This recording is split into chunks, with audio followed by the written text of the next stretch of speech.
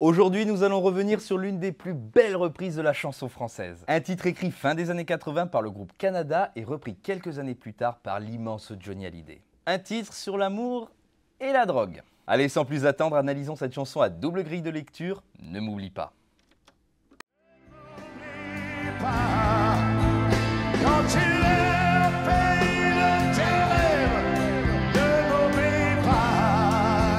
Nous sommes en 1989 lorsque le groupe Canada sort Ne m'oublie pas. La chanson est composée par Eric Benzi, Gildas Arzel, Gwen Arzel et Jacques Veneruzzo. Et les paroles sont de Gildas Arzel. Malheureusement, quelques années après, leur chemin se sépare et Gildas Arzel rencontre Jean-Jacques Goldman. Vous commencez à voir le rapport ?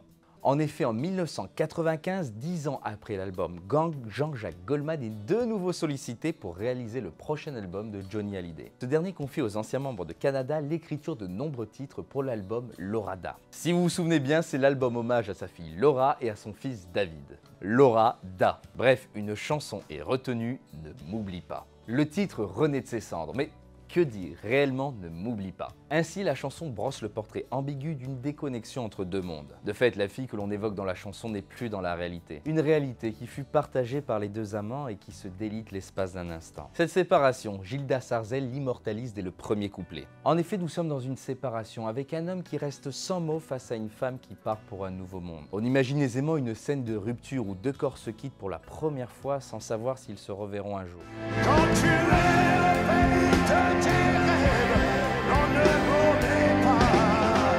Avant de poursuivre l'analyse, n'hésitez pas à vous abonner et activer la cloche. Bref, revenons à l'analyse, on comprend alors que cette fille est partie pour un autre monde. Elle part pour un pays lointain, un lieu qui condamne inévitablement leur amour. Ce à quoi le chanteur répond simplement « Ne m'oublie pas ». Brel avait son Ne me quitte pas et Canada avec Ne m'oublie pas brosse le portrait une fois de plus d'un sentiment terrible en une séparation amoureuse. Celui qui reste se demande si la personne qui s'en va l'oubliera un jour. Il se demande s'il deviendra qu'un simple souvenir face à leur amour si fort et si beau. Cette phrase, ce sentiment d'oubli, on le retrouve également dans une chanson connue de Johnny Hallyday, Elle m'oublie. Pourtant, dans Ne m'oublie pas, la séparation se fait dans une succession d'étapes incontrôlables. Je n'ai aucune chance, tu m'entraînes, me laisser, bref, le champ lexical de la fatalité est largement employé dans la chanson. Ainsi, malgré la rupture qui est inévitable, le désir de garder l'autre est plus fort que tout, malgré la distance et la fatalité. En posant la grille de lecture de la séparation, on comprend que cette fille a toujours rêvé de ce monde. Prenons en exemple, le pays de ses rêves qu'il évoque pourrait de nos jours largement incarner deux étudiants qui se séparent, l'un pour partir en Erasmus et l'autre pour rester au pays de Molière. Il peut également faire référence à un couple qui se sépare pour des raisons professionnelles. Mais l'important réside dans cet instant précis où l'on se rend compte que l'autre s'en va définitivement. Un moment où le monde s'écroule pour laisser place au doute et à la dangerosité de l'oubli. Pourtant, cette chanson cache bien évidemment une seconde grille de lecture. Car Ne m'oublie pas n'est pas uniquement une chanson d'amour, elle est aussi une chanson sur la dépravation du corps et de l'esprit. En effet, une histoire à l'opposé d'une rupture amoureuse. Celle d'une jeune fille se droguant et partant pour un monde loin de la réalité. Là aussi, on peut se référer au terme dissidence, tomber, plonger, sombrer, qui nous fait bien évidemment penser à une prise de drogue. Remarquez l'impuissance du chanteur lorsque la fille sombre dans des moments intenses. Pour elle, plus rien n'a d'intérêt dans ce monde réel et elle préfère aller au pays de ses rêves en prenant des substances illicites. Elle a sombré et le chanteur espère que là où elle se trouve, dans ce monde de bonheur, dans cette suractivité cérébrale, elle pensera à lui. Car dans ces moments-là où la personne semble pleine de joie lorsqu'elle sombre, le chanteur espère qu'il fera partie de ces moments magiques.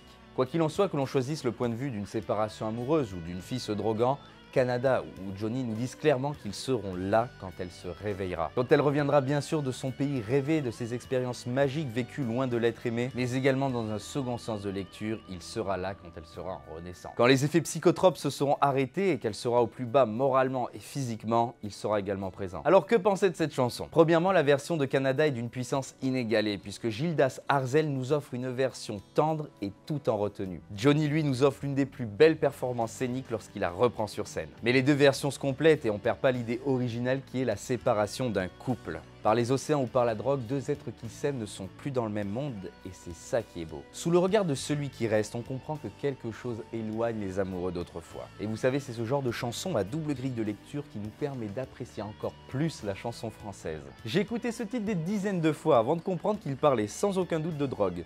Et encore, c'est un ami qui me l'a évoqué. Ainsi, Ne m'oublie pas fait partie de ces grandes chansons que l'on peut écouter, malheureusement, tout au long de sa vie. Avant de se quitter, j'ai une question dont j'attends la réponse dans les commentaires. Quelle est, selon vous, la plus belle chanson de séparation? Je vous laisse méditer tout ça. En attendant, n'hésitez pas à vous abonner, activer la cloche, à mettre des commentaires et nous suivre sur les différents réseaux Facebook, Instagram et TikTok. Et quant à moi, il ne me reste plus qu'à vous dire merci de nous avoir suivis et à très bientôt sur la 7e. Salut!